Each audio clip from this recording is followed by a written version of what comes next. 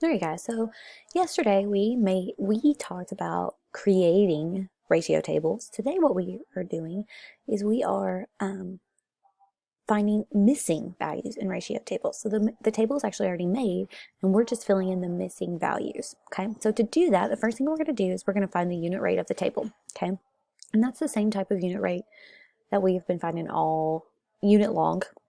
Okay, where we do price per hour or we do calories per serving. So that's the first thing we're going to do. And the way we're going to do that is we're going to take y, our y column, divided by the x column in the table. And we'll talk more about that here in just a second. But after we find the unit rate, all we have to do then is multiply by the unit rate to fill in missing values.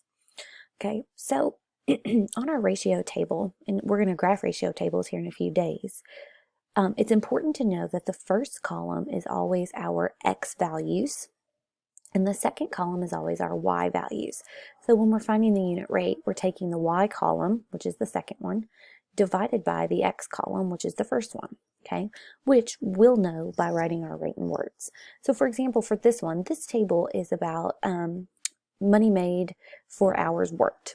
So we know that for 2 hours, you would get $22.50. For 4 hours, you would earn $45. For 10 hours, you would earn $112.50. So what we need to do is to find the unit rate or to find how much you would make for working 1 hour. So we have money per hour, okay? And we can use any row in the table that is already filled in to do our division problem. I'm just going to use the first one here because that's what's filled in. So I have 22.50, which is our y value, divided by 2 hours, which is our x value, and I get that you make $11.25 per 1 hour. So we're going to use that information to help us fill in all of our missing spots in the table. So if we make $11.25 per 1 hour, to figure out how much money we would make for 3 hours, what we're going to do is we're going to take 3 times $11.25 and get that we make $33.75 for 3 hours.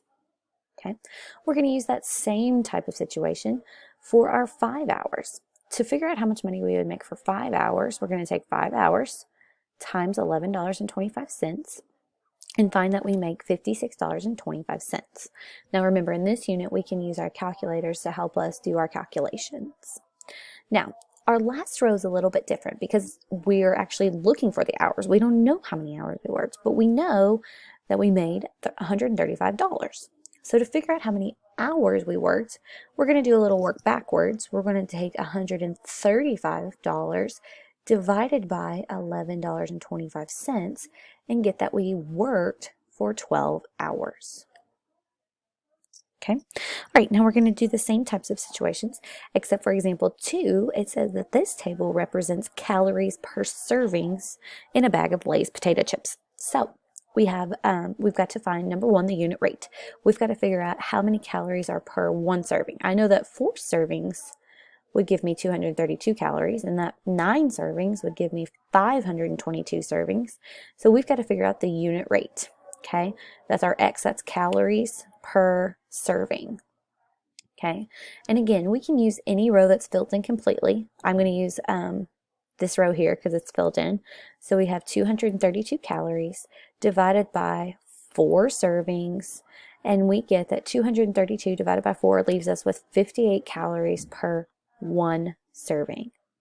Okay, all right, now we're going to use that information to help us fill in the other rows of the table.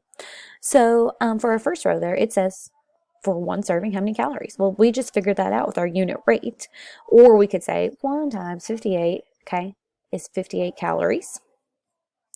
And then to figure out 8 servings, we would take 8 times 58, and that would give us 464 calories. Okay. Now our last row here is a little bit different. We have 754 calories, but we want to know how many servings that would be. So what we're going to do is we're going to take 754 divided by 58 calories per serving and get that that represents 13 servings of potato chips.